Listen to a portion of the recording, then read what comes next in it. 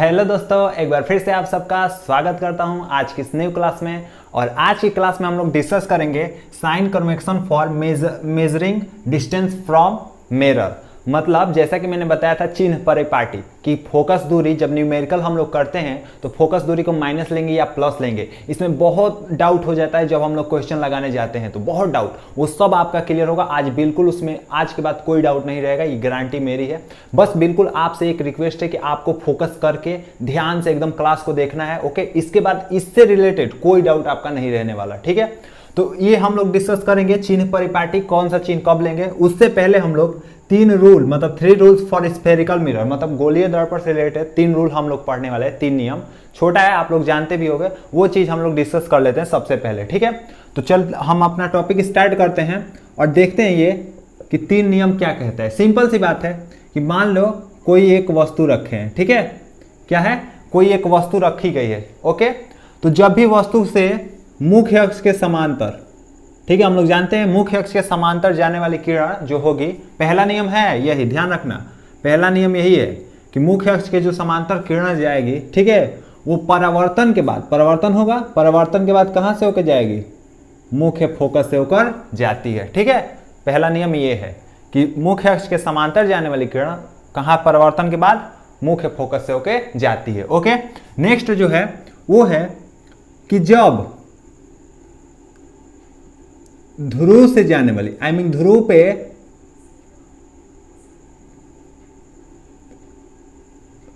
पोल पर जाने वाली रेखा मतलब जो किरण है ना, ध्रुव पर अगर डायरेक्ट ध्रुव पर टकराती है तो परावर्तन के बाद वो क्या है, सेम एंगल पे, यहां से सेम एंगल पे क्या हो जाती है, परावर्तित हो जाती है ना। ये आपतित किरण हो जाएगी, मतलब सॉरी परावर्तित किरण। जो आपतित मतलब जब पोल से जाएगी, आपको समझ में आ रहा होगा, जब पोल से जाएगा है ना, तो जैसे ये एंगल I है तो ये R है और यहाँ पे I इक्वल टू कोण R होगा, है ना, ध्यान रखना आप लोग। तो यहाँ से होके जाती है, ये भी क्लियर हो गया आपका। दो नियम क्लियर हो गए। तीसरा क्या है कि यहाँ से अगर केंद्र से होकर जाएगी रेखा, है ना, अगर केंद्र से होकर, तो देख लो यहाँ पे, तो यहाँ पे लगभग समतल की तरह है ना, देखो समतल की तरह है ना, समतल की तरह है, तो ये इधर से आई है तो इधर ही चली जाएगी, राइट। सेम केंद्र से आएगी तो केंद्र की ओर ही चली जाएगी रेखा, मतलब प्रकाश किरण, ओके।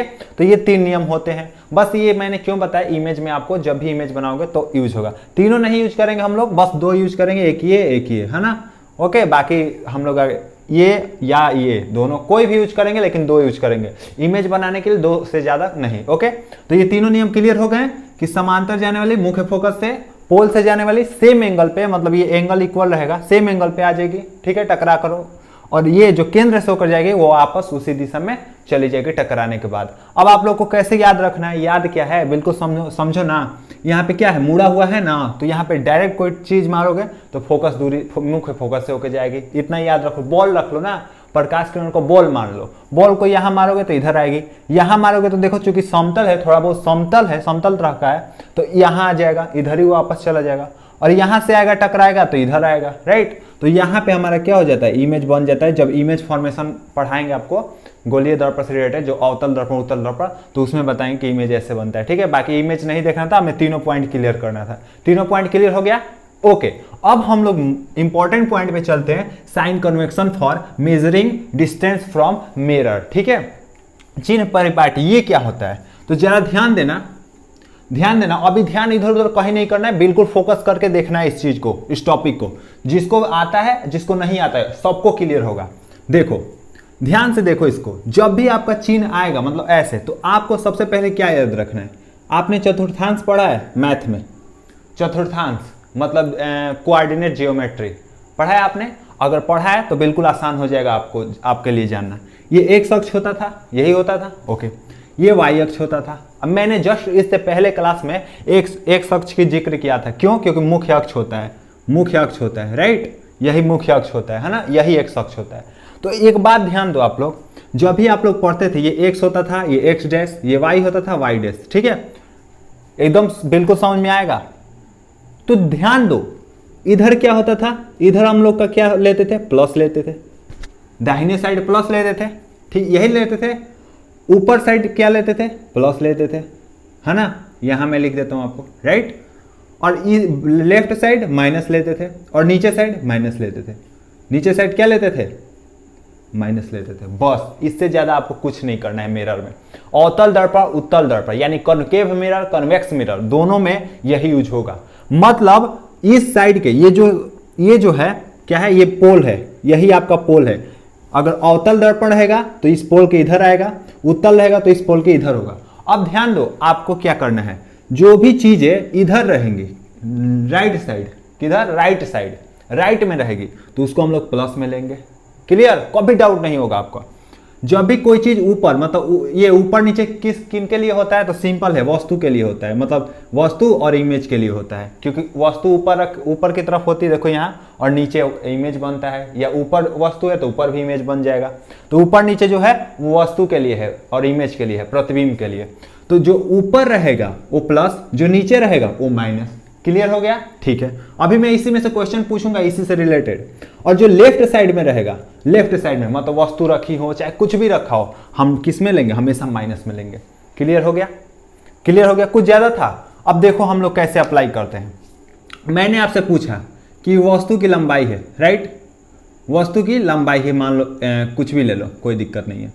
मान लो मैंने ले लिया वस्तु की लंबाई एल, ठीक है। तो मैंने आपसे पूछा कि बताओ एल प्लस में लोगे या माइनस में? बताओ जल्दी से। एल प्लस में लोगे या माइनस में? ऋणात्मक होगा या धनात्मक? तो देखो एल ये क्या है, यही मुख्य अक्ष है ना।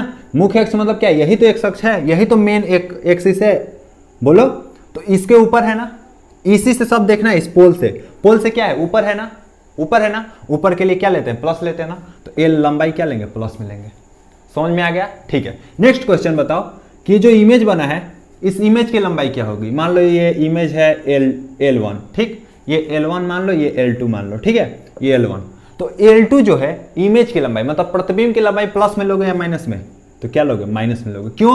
देखो मुख्य अक्ष है ना, ये मतलब ध्रुव है ना, ये ध्रुव है ना, ध्रुव से नीचे है ना, देखो नीचे है ना, ये मुख्य अक्ष के नीचे बना है ना, तो क्या हो जाएगा? ये माइनस में ले लेंगे, माइनस में ले लिए। ठीक है, क्लियर हो गया पूरा। अब देखो मान लो यहां से यहां दूरी, अभी इसी में सब क्लियर कर देते हैं। यहां से यहां जो दूरी है वस्तु की, वो मान लो u है, ठीक है, u है, यही वस्तु है ना, मेन वस्तु तो यही है, तो u दूरी है। तो बताओ u प्लस में लोगे या माइनस में? जल्दी से बताओ, यहीं पे क्लियर होगा। u प्लस में लोगे या माइनस में?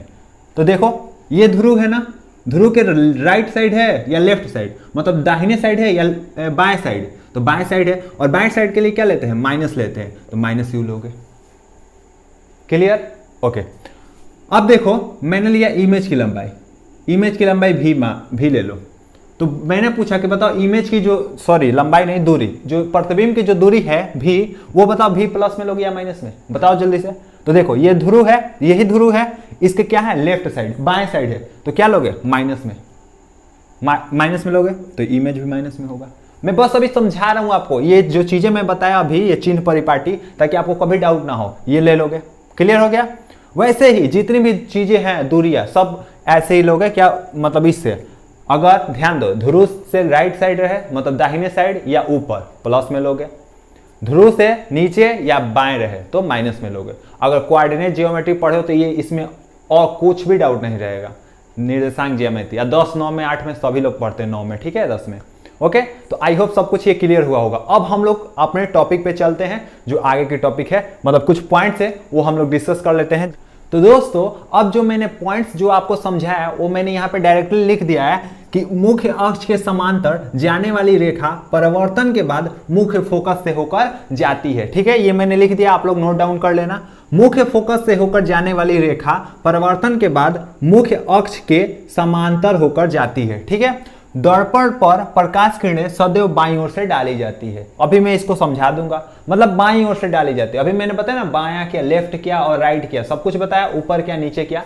ठीक है, बाईं ओर से डाली जाती है। जो भी दर्पण पर प्रकाश किरणें जाएंगी वो बाईं ओर से जाएंगी। ठीक है, मतलब इधर से। ओके, समस्त दूरियां, मतलब जो भी दूरी है, जो भी वस्तु की दूरी, प्रतिबिंब की दूरी, जो भी चीजें हम लोग नापेंगे, वक्रता केंद्र की दूरी, मुख्य फोकस की दूरी, जो भी हम नापेंगे वो ध्रुव से नापेंगे। वही चौथे नंबर में बोला जा रहा है। जैसे देखो, अगर मान लो ये समांतर मुख्य अक्ष के आ रही किरण, ठीक है, तो बताओ जल्दी से कहां से होकर जाएगी? जल्दी से बताओ कहां से होकर जाएगी?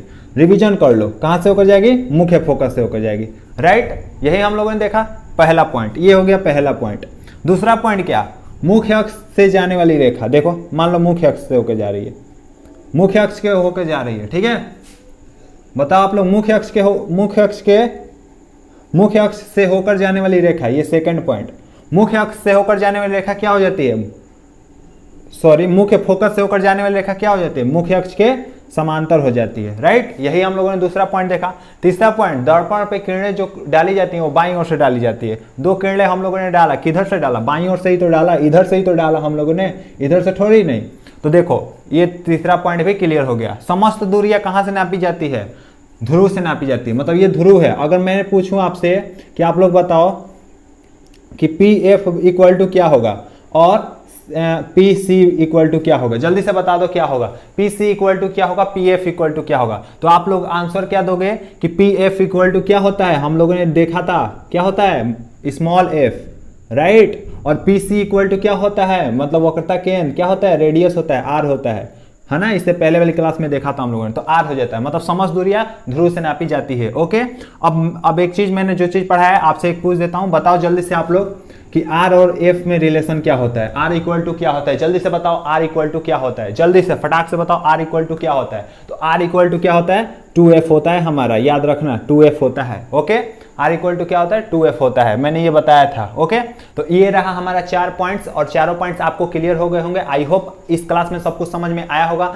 तो इस क्लास को बस इतना ही रखते हैं। ये चीजें जो भी, अगर इसमें से अभी भी कोई डाउट रहा होगा तो आप जरूर कमेंट सेक्शन में जरूर बता देना। चैनल पे नए हो तो सब्सक्राइब कर लो, साथ में बेल आइकन भी प्रेस कर लेना। और अगली क्लास में जो हम लोग डिस्कस करेंगे वो इमेज के बारे में जानेंगे कि अवतल दर्पण में इमेज कैसे बनते हैं, कितने बनते हैं, वो भी बिल्कुल आसान तरीके से। ये क्लास देखकर आपको तो समझ आ ही गया होगा कि हम लोग कैसे पढ़ाई करते हैं। तो मिलते हैं अगली क्लास में। कोई भी डाउट हो, कोई भी क्वेरीज हो, कमेंट सेक्शन में जरूर बताना। तब तक के लिए जय Hind, wish you all the best.